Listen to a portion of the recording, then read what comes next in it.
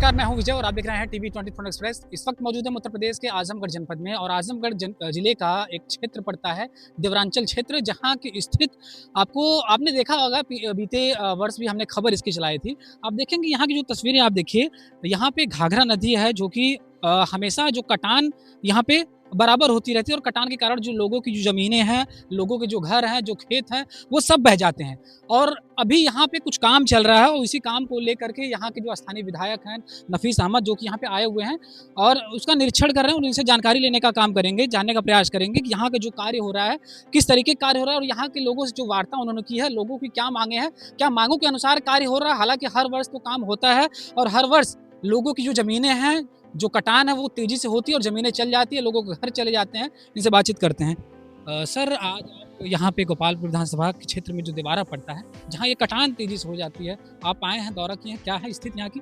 देखिए, हम लोग लगातार यहाँ आते रहते हैं। पिछली बार भी यहाँ मौके पे आकर और उससे पहले भी लगातार इस सरकार को हम लोग चिताने का काम करते हैं, विधानसभा के भी अंदर अधिकारियों को।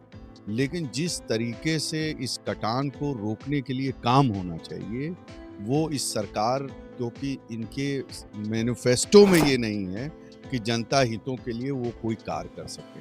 अब जैसे जो सर्वे हुआ था या जो हम लोगों ने लिख के अधिकारियों को दिया,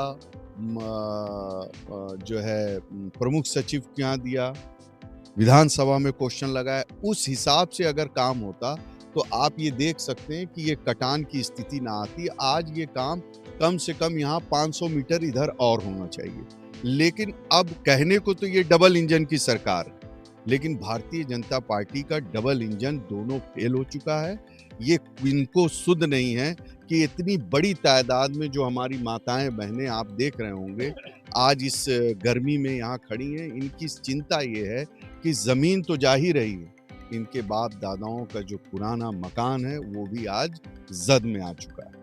तो हम लोग लगातार सरकार से भी, प्रशासन से भी ये मांग करते आ रहे हैं, आगे भी करेंगे कि वो ये सुनिश्चित करें कि यहाँ की जो आबादी है वो खतरे से बाहर आए और इसको रोकने का काम करें। यहाँ पे हो रहा है सर, क्या ये हो रहा है ठीक? यहाँ लोग क्या ऐसा है, जो काम ये कर रहे हैं वो काम जहाँ तक होना चाहिए था वहाँ तक नहीं हो पा रहा।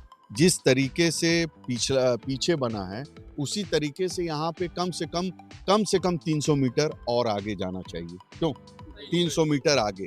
और ये जो लोग, जनता यहाँ खड़ी है, ये यहीं पे पैदा हुए।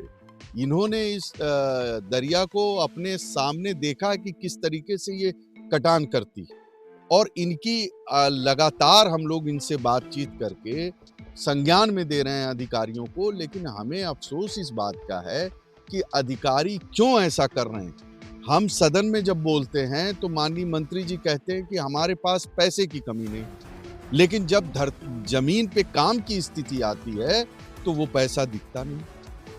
आज अगर पैसे की कमी नहीं है तो यहाँ से पूरा बनना चाहिए था, जनता को राहत मिलनी चाहिए थी, नहीं मिल पा रही। तो ये कहीं ना कहीं शासन प्रशासन की फेलियोर है कि आज जनता इस गर्मी में अपने घर को बचाने के लिए माताएं बहनें सड़क जो है इस दरिया के किनारे पर। आपसे सर बड़ी अपेक्षा करते हैं, आप यहाँ पे आए हैं, आप स्थानीय विधायक हैं, क्या कहें? देखिए, हमारा काम है अपने लोगों की लड़ाई लड़ना और हम अपने लोगों की लड़ाई सड़क पे भी लड़ेंगे, सदन में भी लड़ेंगे और अपने लोगों के घर को, अपने लोगों की ज़मीनों को बचाने के लिए हमें जहाँ तक जाना पड़ेगा हम जाएंगे।